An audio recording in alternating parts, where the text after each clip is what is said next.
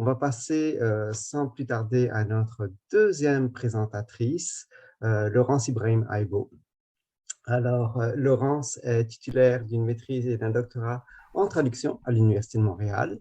Elle compte 30 ans d'expérience en tant que traductrice, interprète et enseignante en Europe, en Afrique et dans les Amériques, un petit peu partout.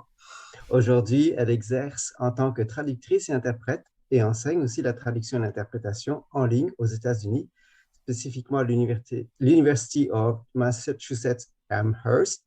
J'espère que je prononce ça correctement.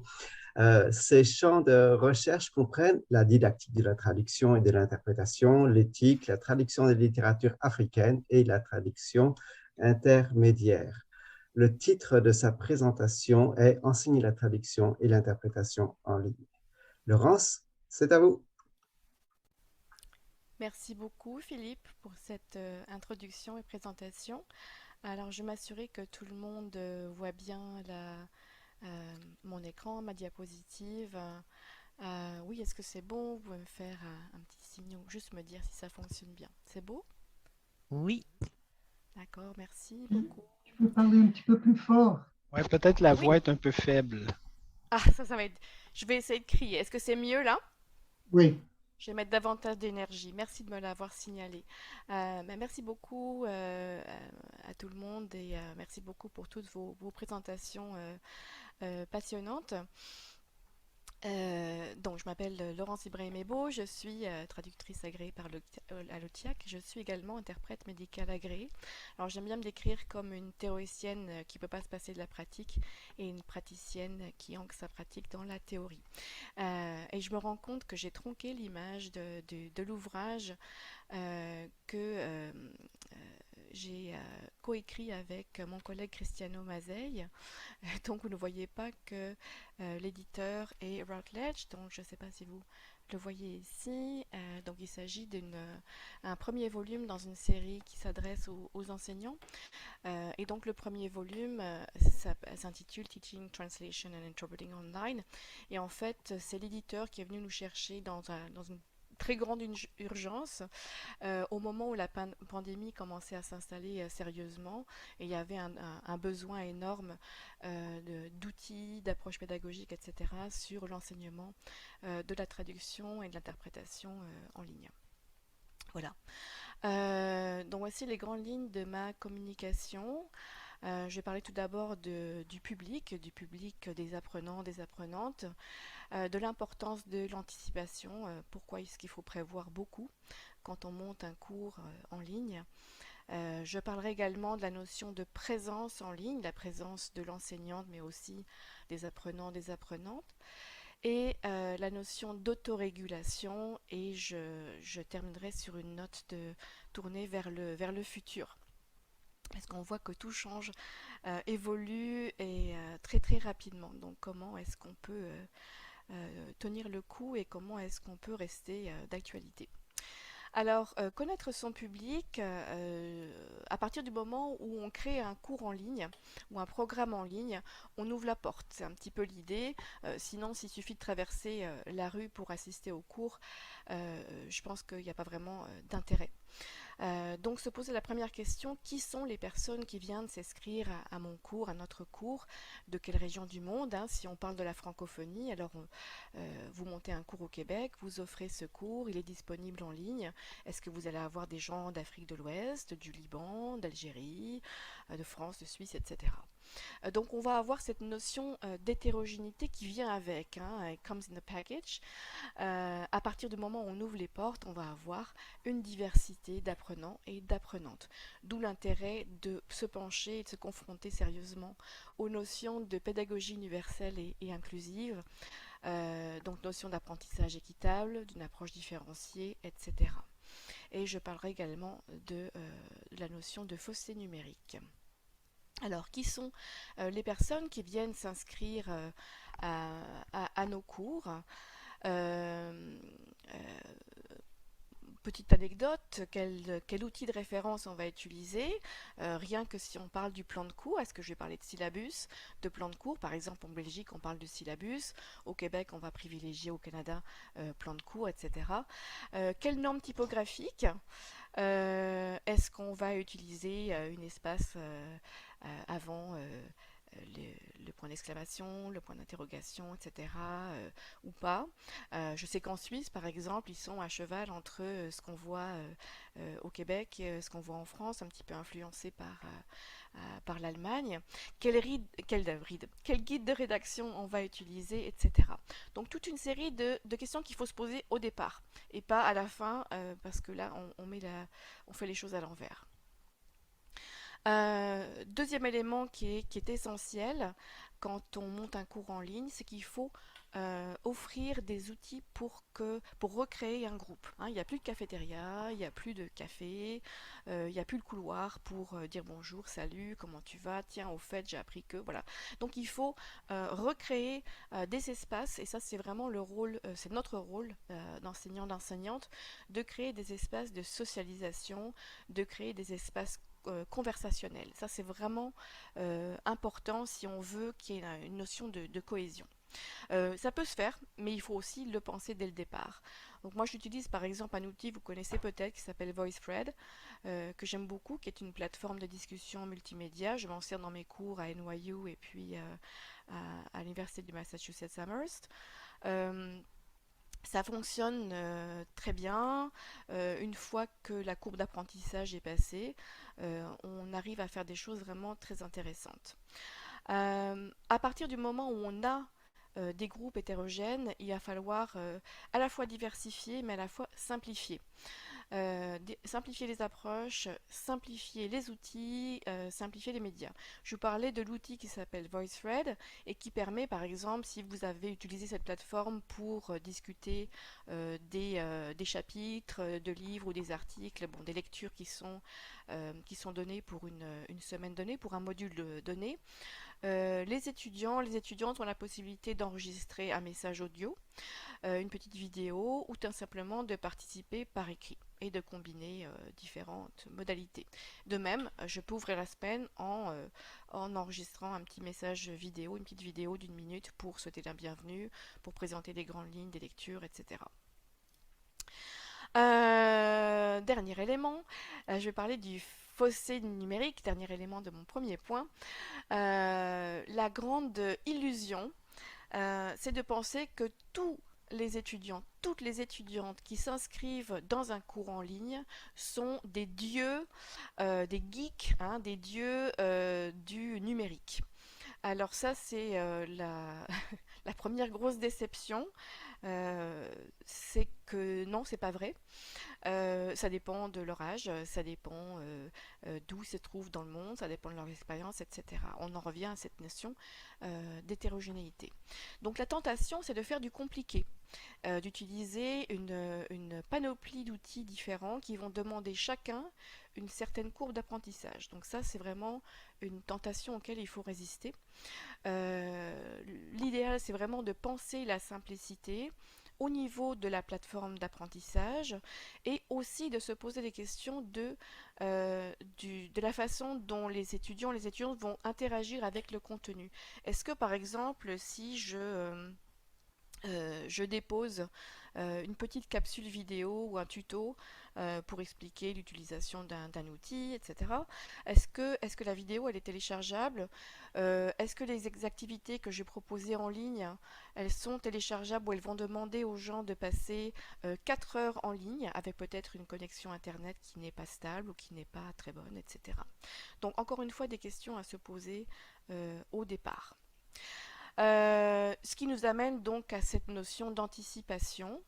Il faut savoir que le montage d'un cours en ligne, ça correspond à une pyramide inversée, hein. On a le bas de la pyramide qui se trouve en haut, donc l'investissement en temps, en effort, en énergie, etc., il se trouve en haut.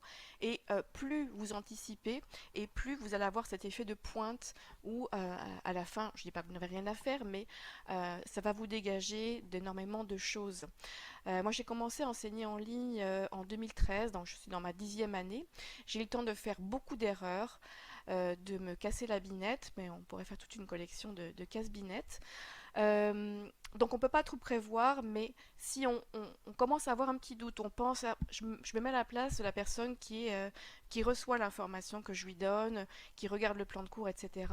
J'essaye vraiment de me mettre à la place de l'autre, à la place de l'apprenant, pour essayer de prévoir ce qui ne va pas fonctionner. Donc, j'en viens au rôle du plan de cours que moi je détaille au maximum. Je vous montrerai un petit exemple si on a le temps à la toute fin. Et depuis 2 ans, je conçois le plan de cours comme un mode d'emploi. Alors je regarde des modes d'emploi qui sont bien faits, donc j'évite Ikea évidemment, mais je regarde des modes d'emploi qui moi me permettent, me facilitent la tâche, donc des modes d'emploi qui sont rédigés dans la langue, que ce soit en anglais ou en français, etc. Et j'inclus une table des matières maintenant. Alors, en parlant de choses, voilà, se mettre à la place de l'autre, je me suis rendu compte le semestre passé, j'étais très très fière d'avoir une table des matières qu'on pouvait cliquer pour arriver aux différents paragraphes. Et des étudiants m'ont dit: Ah, mais on s'était pas rendu compte que la table des matières, elle était cliquable.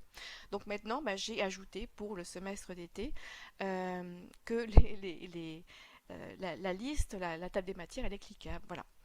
Il y a quelque chose qui vient de sortir. Un mot, une terminologie qui vient d'apparaître, enfin c'est relativement récent, qui s'appelle Liquid Syllabus.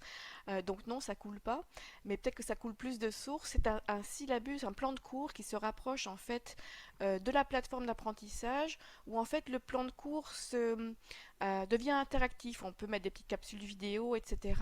Alors je dis pas qu'il remplace la plateforme, mais il échange des informations avec la plateforme. Donc moi, ce que je trouve intéressant, c'est de mettre des petites copies d'écran de parties du plan de cours sur la plateforme, juste pour guider visuellement, pour faciliter la navigation sur la plateforme d'apprentissage. Anticiper, ça veut dire également rédiger des consignes claires. Vous allez me dire, ben, bien sûr, on rédige toujours clairement. Ben, pas moi en tout cas. Donc j'essaye de faire le plus clair possible, le plus bref possible pour être lu. Et je sollicite de temps en temps, quand je monte un nouveau, je sais pas, des travaux de fin de semestre, je demande à des collègues de regarder, de jeter un œil, de me dire là où ça ne va pas. Ou je sollicite des commentaires du centre de pédagogie. Voilà. Autre élément d'anticipation, je me suis rendu compte évidemment, comme vous tous, vous toutes, que parfois le plan de cours était lu un peu à la hâte. Voilà. Donc ce que je fais, c'est que j'intègre systématiquement un petit QCM sur le plan de cours dans la première semaine du semestre. Et j'ai calculé que je devais m'économiser entre 20 et 30 courriels dans les 2 premières par semaine dans les 2 premières semaines du semestre. Donc une grosse économie parce que c'est complètement inutile, c'est juste qu'ils n'ont pas lu le plan de cours. Donc je mets des choses stratégiques, par exemple mon temps de réponse. Je dis que normalement je réponds dans les 24 heures, du lundi au vendredi, etc. Pour pas qu'ils s'attendent à recevoir une réponse dimanche à 21 heures, parce que je ne vais pas forcément leur répondre. Voilà. Autre élément d'anticipation, si on enseigne un cours qui est asynchrone, bon, avec des modules hebdomadaires, mais on n'y a pas vraiment d'échange en temps réel, il faut prendre en compte la baisse d'attention devant l'écran. Donc ce que l'on peut faire, c'est quand on enregistre un petit tuto ou je sais pas, un cours sur le montage de glossaires par exemple, c'est d'utiliser un outil. Moi j'utilise par exemple Echo 360, Echo 360, où on peut arrêter la vidéo et intégrer quelques questions QCM. Donc toutes les 5 minutes, il va y avoir quelques petites questions et ça permet d'éviter la baisse d'attention devant l'écran. Donc ça sollicite une participation en plein milieu du cours en fait. Comme on le ferait en présentiel, on s'arrête, vous avez des questions, est-ce que ça c'était clair, etc. On valide la compréhension du contenu. 3 éléments dont j'ai parlé dans le plan de ma communication, c'est la notion de présence en ligne. Faut savoir qu'il y a beaucoup plus de décrochage dans des cours en ligne ou des programmes en ligne qu'en présentiel. Et donc, il faut vraiment insister sur nos trois types de présence: la présence didactique, hein, la manière dont on conçoit le cours, les outils, les processus, etc. La présence cognitive, par exemple la sélection des lectures, des chapitres, des articles.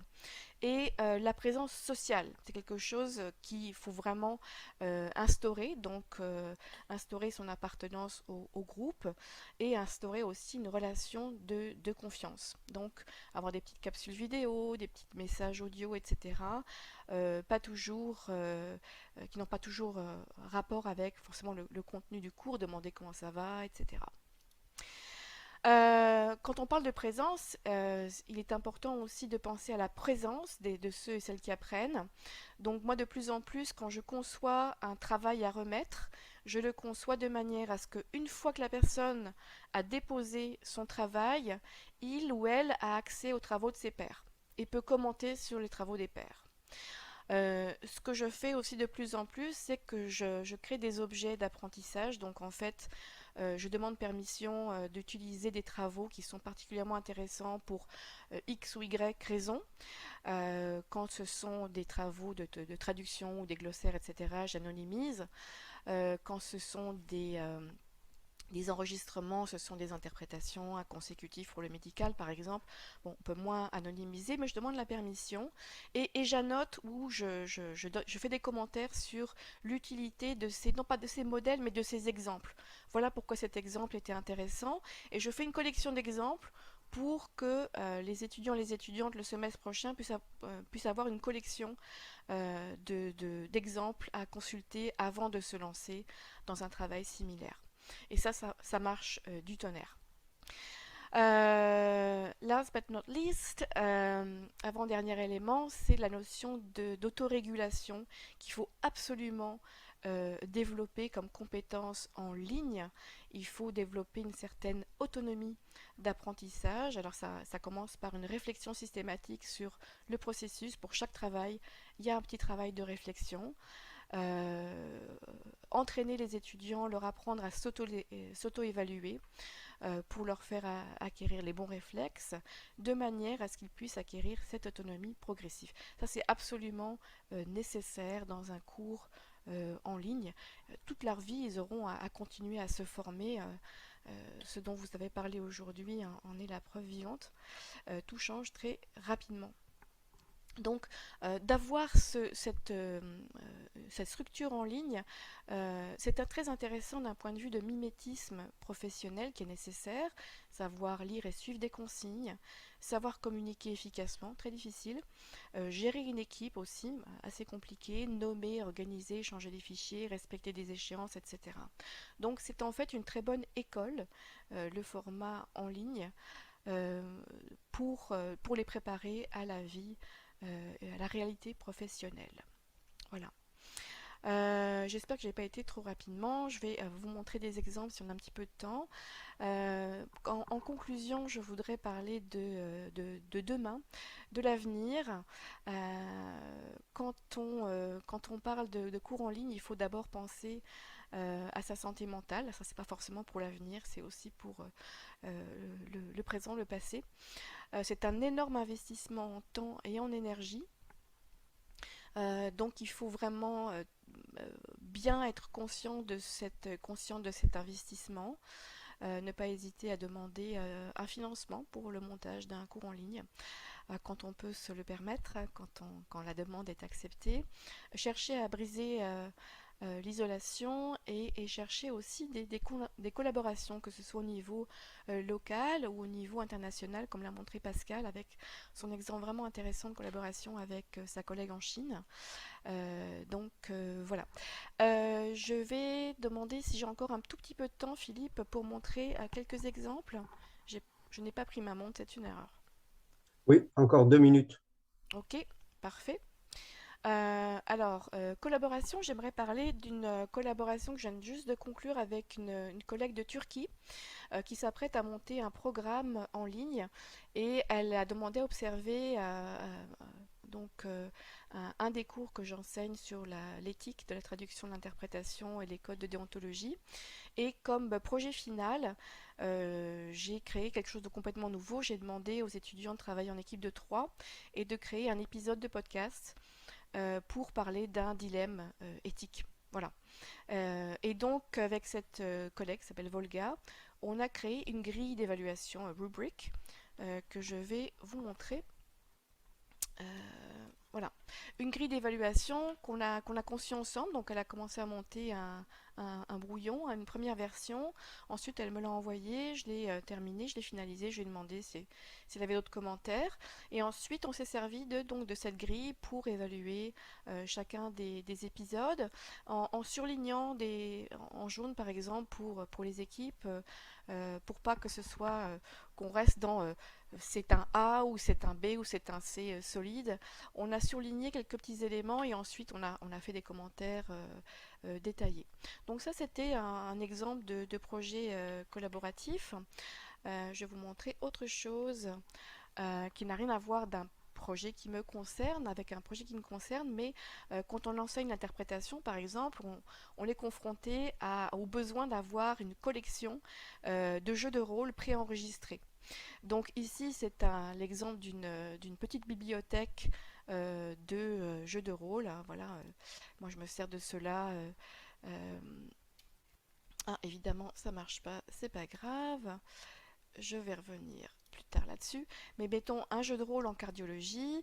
Et quand on a certaines combinaisons linguistiques, quand on enseigne dans une classe où il y a différentes combinaisons linguistiques, on peut avoir on peut se confronter à la difficulté de trouver des jeux de rôle dans les combinaisons, certaines combinaisons un petit peu plus pointues.